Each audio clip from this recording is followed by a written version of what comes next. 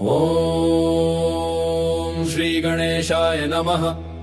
ओम श्री हनुमते नमः।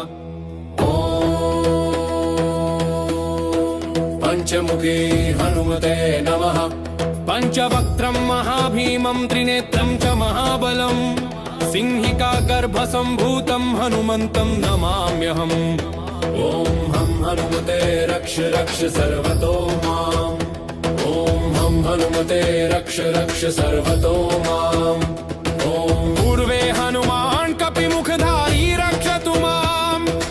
दक्षिणे नारसिंहवपुर्मान् सदा पातु। पश्चिमे गरुडरूपवान् रक्षतु। उत्तरदिशि वराहरूप सदा रक्षतु माम्। पूर्वे हयग्रीव विग्रह पातु मे शिरः। अधस्तात् ब्रह्मास्त्ररूप पातु पादयुग्मं सदा मम। अष्टदिशि रक्षतु पञ्चवक्त्रः। स्वप्ने जागृति गच्छतः पश्यतः शयानम्।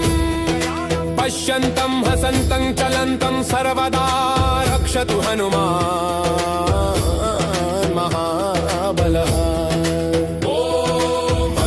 सुताय महाबलाय रामदूताय नमः। ओम किलकिलाय वीराय विक्रांताय नमो नमः। ओम भूतप्रेत पिशाचादिनाशाय स्वाहा। ओम हसिधारा कृशानुवत्कवचं मे हनुमान स्थापयतु।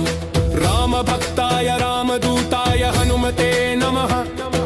सर्वशत्रुनिवारणाय कवचं पठेत्। रक्षां कुरु महाबाहो त्राहि त्राहि नमोऽस्तु ते।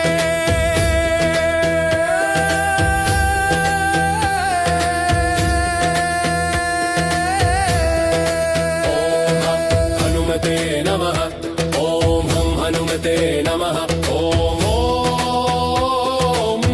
अञ्जनी गर्भसम्भूत मारुतात्मजमुत्तमम्। श्रीरामप्रियं भक्तं वन्दे लङ्का भयङ्करम्। पंचमुखं दरं देवं हनुमन्तं नमाम्यहम्। पूर्वं तु वानरं वक्त्रं कोटिसूर्यसम्प्रभम्। दक्षिणे नारसिंहं च भयनाशं सदा स्मरे। पश्चिमे गरुडं वक्त्रं वक्रतुण्डं महाबलम्। उत्तरं तु वराहं च कामरूपं महाबलम्। ऊर्ध्वं हयग्रीवमुखं शङ्खचक्रगदाधरम्। एवं पंचमुखं रूपं हनुमन्तं महाबलं। यो स्मरेत् प्रातरुत्थाय सर्वशत्रुभयं हरे।